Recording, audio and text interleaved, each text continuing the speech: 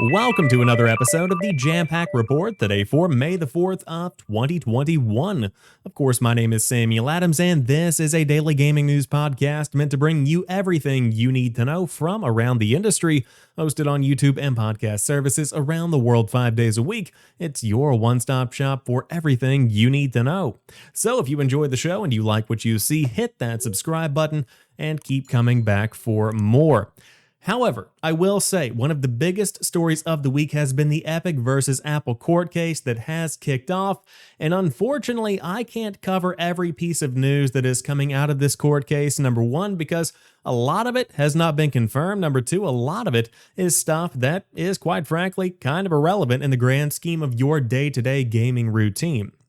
But it's still incredibly interesting. So if you do want to dive into everything coming out of the Epic versus Apple case, I would highly recommend you stay tuned into the Twitter feed, not necessarily mine, but in general, a lot of reporters are digging into the details and sharing a lot of stories that are absolutely worth your time, including Epic making $5.1 billion in 2020, Sony absolutely hating crossplay. On top of that, a Samus skin could be coming to Fortnite, Rocket League is getting a next generation upgrade and bigger cross-play functionality, another Rocket League mobile game is in development, and Walmart was in fact looking into a streaming service a few years ago. Those are the highlights from day one. Again, that is a week of shows in and of itself. And so I think what I might do is, after this entire court case is wrapped up, I might go through and give you a rundown of the biggest news that has been confirmed coming out of the case. But man, it is a wild time over there for Epic and Apple, and fans of both, as they continue to deliberate back and forth and figure out what's a monopoly, what's not, and what the situation is going forward for both of those platform holders. But let's start today's show off with the announcement of PlayStation's new partnership with Discord. The popular communication service will integrate with your social experience on PlayStation starting in 2022. This news comes from Jim Ryan, president and CEO of Sony Interactive Entertainment. At PlayStation, we are constantly looking for new ways to enable players around the world to connect with one another, form new friendships and communities, and share fun experiences and lasting memories. It's in this spirit that we're excited to announce a new partnership with Discord, the communication service popularized by gamers and used by more than 140 million people every month around the world. Together, our teams are already hard at work connecting Discord with your social and gaming experience on PlayStation Network. Our goal is to bring the Discord and PlayStation experiences closer together on console and mobile starting early next year, allowing friends, groups, and communities to hang out, have fun, and communicate more easily while playing games together. To bring these experiences to life for our players, Sony Interactive Entertainment has made a minority investment as part of Discord's Series H round. From our very first conversation with co-founders Jason Citron and Stan Vyshevsky, believe I said those names correctly, I was inspired by their lifelong love for gaming and our team's shared passion to help bring friends and communities together in new ways. Empowering players to create communities and enjoy shared gaming experiences is at the heart of what we do, so we are beyond excited to start this journey with one of the world's most popular communication services. It's always a privilege to work with great partners to bring fresh experiences to our fans, and we'll have more to share in the coming months. Stay tuned to our channels and at Discord for all of the latest updates.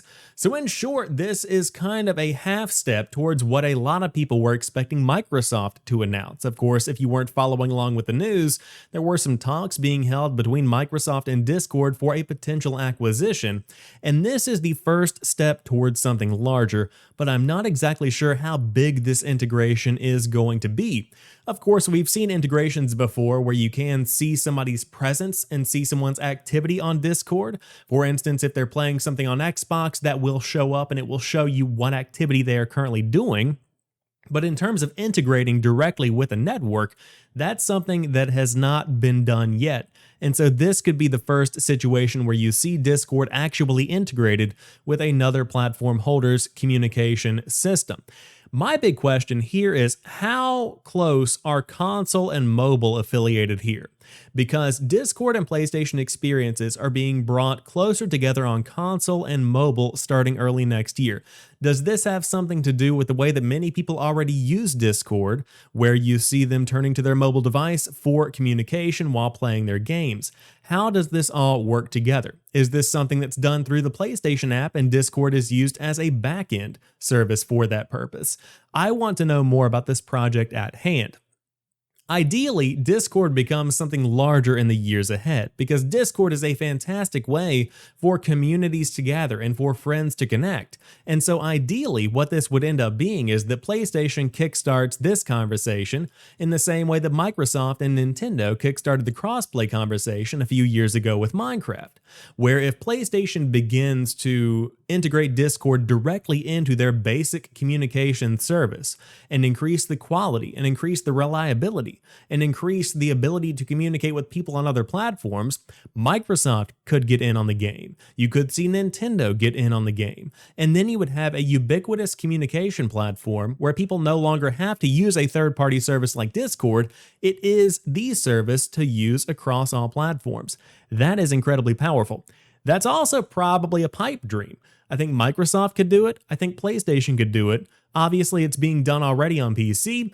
Nintendo, I think they're still going to be on the fence about that entire idea.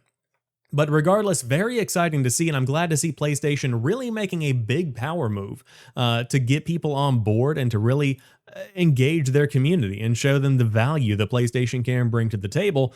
This is a big win for them, and I am very, very glad to see it. But Xbox is also bringing some pretty big wins for the week, with new games featuring FPS boost officially added to the list.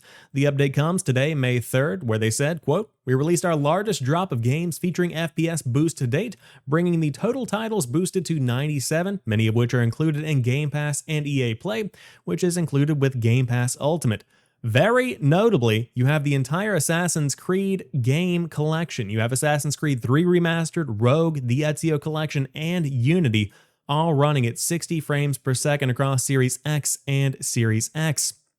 On top of that, Dying Light has also been added, running at 60 Hz on the Xbox Series X. Halo Wars 2 and Halo Spartan Assault have been added, with the latter running at 120 Hz across both Series X and Series S. And Mad Max has also been added, notably, with 120 Hz support on the Xbox Series X and 60 on the Series S. Some other big games have been added here as well. I encourage you to check out the entire list, but Gears of War 4 is another big win. It is worth noting, some of these are off by default on the Xbox Series X depending on the creator's preference. So if you want to play something like Gears of War 4 at 60 frames per second, you do have to go in there and turn the FPS boost capabilities on, and there's a guide on how to do that right here from Major Nelson himself embedded within the blog.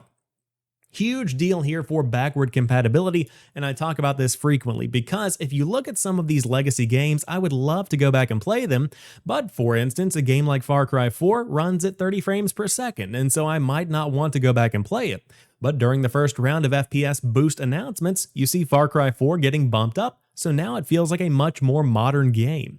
It still has some of those last generation textures, it still has a couple of issues that do come with having a last generation game, but the beauty of enhancing this game is that not only is auto HDR supported, you also now have FPS boost, so this almost, in a way, feels like a remaster, and that's where a lot of these games sit today.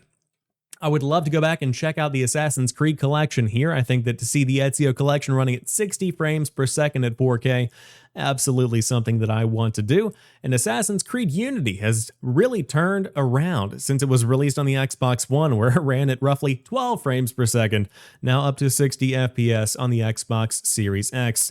It only took a decade. Regardless, if you do want to dive in, fantastic news from the team at Microsoft, and they are bringing some very big wins for backward compatibility. You do love to see it. On top of that, speaking of more big wins, coming soon to Xbox Game Pass, Red Dead Online, Final Fantasy X and 10-2, FIFA 21, and more. Of course, coming soon tomorrow, you have Dragon Quest Builders, but on top of that, FIFA 21 is coming to console and PC via EA Play. Outlast 2 also comes on May 6th to cloud, console, and PC. Steep, the snowboarding game, comes to cloud and console on May 6th. Final Fantasy X 10-2 HD Remaster comes to console and PC on the 13th alongside Just Cause 4 Reloaded, and Psychonauts also drops on May 13th, coming to cloud, console, and PC. I think that Psychonauts could be coming to tease some kind of announcement for the E3 season, with Psychonauts 2 on the way this year. Red Dead Online is also getting added May 13th with cloud and console support, and Remnant from the Ashes comes to PC on May 13th for those subscribers. This is also one that's available now for the for console, if you do want to dive in and check that out. There's also plenty of new updates on the way for Fallout 76, Gears Tactics, Halo Infinite, and more, so stay tuned, plenty of news coming your way. The biggest win here for this newest edition of Xbox Game Pass titles is undoubtedly Red Dead Online. Of course, big games like Outlast 2, Psychonauts, and Just Cause 4 are nice, but to see Red Dead Online coming to console and coming to the cloud will really bring a big boon for this player base, and that's where the value of Game Pass really shines. In previous generations, once a game declined in popularity, it was effectively done. That's similar to what we saw with Lawbreakers, the game from Cliff Bleszinski that essentially dropped. It was well received, and then it just kind of died off after a couple of weeks because it couldn't compete with the likes of Battlefield and Call of Duty. With Red Dead Online, you see something similar to where it does not have that same popularity as GTA Online, but it still has a very hardcore dedicated fan base. And so to see it coming to this service means that potentially hundreds of thousands of players are going to dive in and check it out for themselves.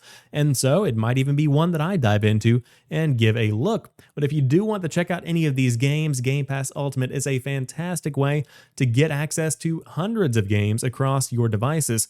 I always feel like a shill when I'm saying this, but it really is the best deal in gaming. And it just keeps getting better. So we'll see what's coming in the weeks and months ahead, but very exciting going into the summer and fall seasons to see what games come to the service. Of course, always you will get those big first-party games from Xbox, but even more so to see little gems like Just Cause 4 and Red Dead Online and Outlast 2 come to the service. Awesome to see. And then you have partnerships with EA. Ooh, it just keeps getting better. But that's not the only service that keeps getting better. PlayStation Now games for May have been announced, including Jump Force, Nioh, and Streets of Rage 4. It's pretty self-explanatory there. Of course, Streets of Rage 4 is one that dropped on Game Pass as well, but to see fighting game Jump Force and Nioh come to the service, some pretty big wins there. So you can play those on PlayStation 4 or PlayStation 5, all dropping tomorrow on May the 4th. There's an extra period in this sentence on the PlayStation blog, just to point that out, because I, my friends, am a grammar fanatic. Regardless, Nioh, the big win here. Jump Force is a nice little accoutrement, and Streets of Rage 4 is a really good time. I played that one on Xbox Series X. It is one that is worth your time. It is worth mentioning here, Streets of Rage 4 is going to be there until November 1st, 2021. Looks like Jump Force is leaving on August 2nd, and then Nioh looks to be there indefinitely. That's the only one that does not have some kind of time frame labeled on it. Interesting approach there, but regardless, excited to see the future of what PlayStation Now has in store. As they announce here towards the bottom of the blog, 1080p streaming capabilities are on the way. Up until now, it has only been in 720p. Super unfortunate there, but for those that are upscaling for a 4K television, or for those that might still be at 1080p, this is great news. So hopefully it will still continue to improve as time goes on. Speaking of improving, Limited Run Games has absolutely improved since they launched years and years ago, but according to the Xbox Expansion Pass, a fantastic podcast, if you have not had the time to check it out, it looks like Limited Run Games is now an official Xbox partner. In short, they say the following, quote, "We're making really good progress. We're officially Xbox partners, so we're hoping to have more to reveal soon. It happened last year that we were officially brought on, but it's taken a really long time to just get paperwork going because Xbox wants us to do certain things first. We work with Bethesda all the time, and Microsoft just bought Bethesda, and it's really weird that the Doom releases we've done are not on Xbox. It doesn't make any sense. We work with Double Fine pretty often. We've released a few of their games, so to not have those as Xbox releases physically is weird because they're also another first-party company now. So I think one of our big initial initiatives on Xbox will be to correct those things. Hopefully everything gets sorted out and we can really start going full steam ahead with Xbox soon," end quote. Awesome podcast. Highly recommend you dive in and give it a listen. But for those that don't know, Limited Run has been very limited by the Xbox brand. You see a lot of games coming for PlayStation. You see some Nintendo Switch titles released, as you see here with the Doom Collector's Edition, but you don't really see too much going on with Xbox. So now that they are an official Xbox partner, more could be coming. I love the possibility of seeing a limited run of Halo, or to see a limited run of the original Gears, to see these original Xbox games really brought to life, maybe looking back into the Rare collection, to see stuff like Perfect Dark and Banjo-Kazooie get limited runs. There is so much potential in that backlog that Microsoft has full control over. Now that Limited Run Games is an Xbox partner, they can make some very impressive stuff. So stay tuned, more is to come, but I think one thing you can absolutely bet on is that you will see these Bethesda games and these Double Fine games making their way to physical releases through the team at Limited Run. You do love to see it. And to round out today's show, Stadia product head John Justice has officially left Google. This is a headline that essentially speaks for itself. Google has confirmed that John is no longer with Google, and we wish him well on his next step. This news comes after Jade Raymond has left the company and started up her own team that is now developing something exclusively in partnership with PlayStation. And on top of that, you see Google announcing a shift from creating big AAA first-party experiences to effectively bringing in industry partners. That doesn't bode well for the future of the platform. And to see these big industry figures leave the company as Stadia is supposedly going to be hitting its stride does not exactly fare well for the future.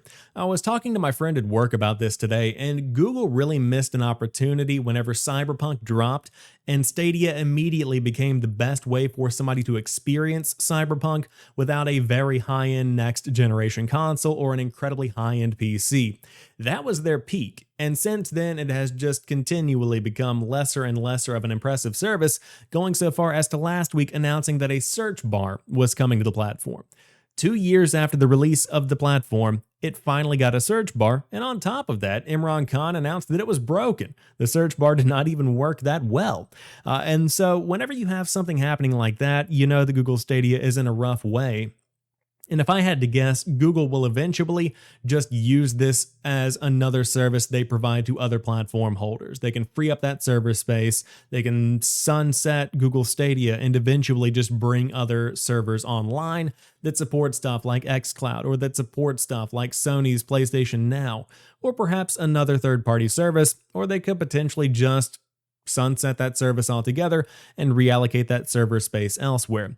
But Stadia continues to decline slowly but surely, and it is kind of sad to see, quite frankly, because I believed in the future of Stadia when it was first revealed, but that pricing scheme just did not add up, and it did not make sense to buy something that you could not potentially own forever. And effectively, any kind of digital purchase can go away. We've had this conversation around the PlayStation Store potentially closing the PS3 and PSP stores, but in short, again, it is what it is, but Stadia just did not do it very effectively.